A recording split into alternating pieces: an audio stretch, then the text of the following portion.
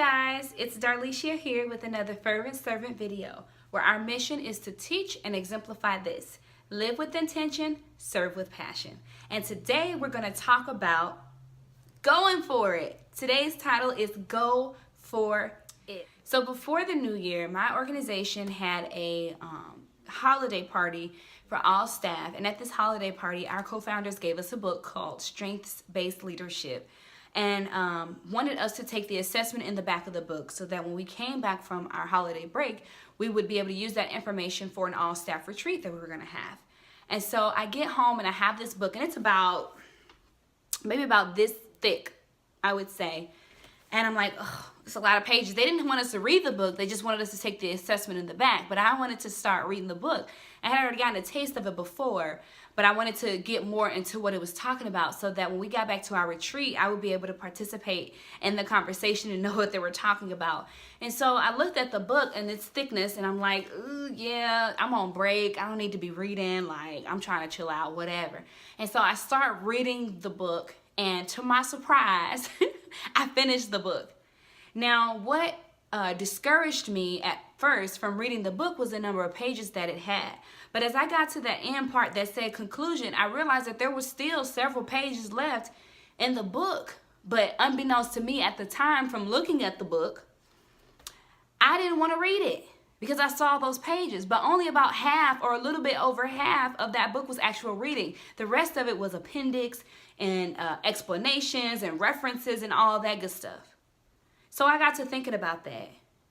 What else am I prohibiting myself from doing because of what it looks like, right? Same thing happened to me when one of the young ladies that I know asked me to read a manuscript that she's preparing for a book. Now, I'm thinking, it's about to be like a lot.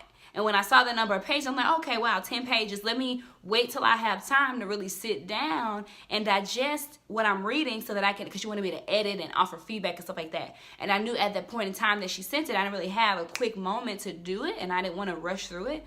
So in my mind, I'm like, I need to wait until I have time. I need to wait till I have time. And I kept texting or emailing like, oh, I didn't forget about you. I'm just waiting for time to be able to da-da-da.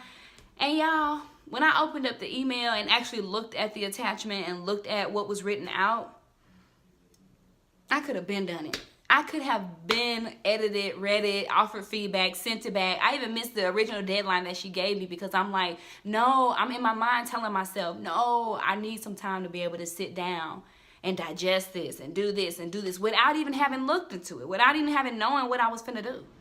I had let the thought and appearance of it being a lot keep me back from accomplishing it sooner. Both times. And I'm sure I've done it plenty more times before. How many times have we allowed this to happen? How many times have you done this to yourself? We are setting ourselves back because we are intimidated by the process, when really all we need to do is just go for it. Yes, count the cost, but don't let that keep you back. But don't let that stop your progress.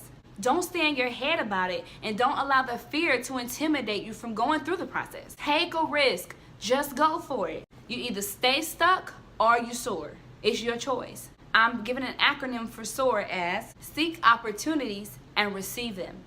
So SOAR, seek opportunities and receive them. So you either want to stay stuck or you want to seek opportunities and receive them. Consider the story about Peter walking on water. There was a lot going on. It was an ocean, and Jesus was out on the water extending his hand, and he told Peter, come, step onto the water. But Peter could have very easily let the fear of what it was, the ocean, the water, the currents, the vastness of it, scare him and intimidate him from not stepping on the boat. But Jesus said, come, and he came.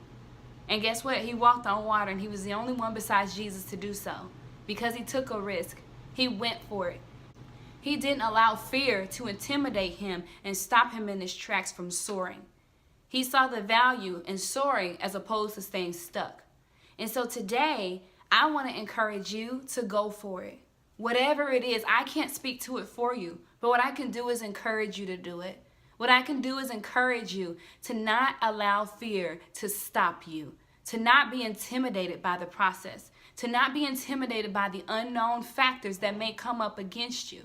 Because guess what? If God before you, who can be against you, right?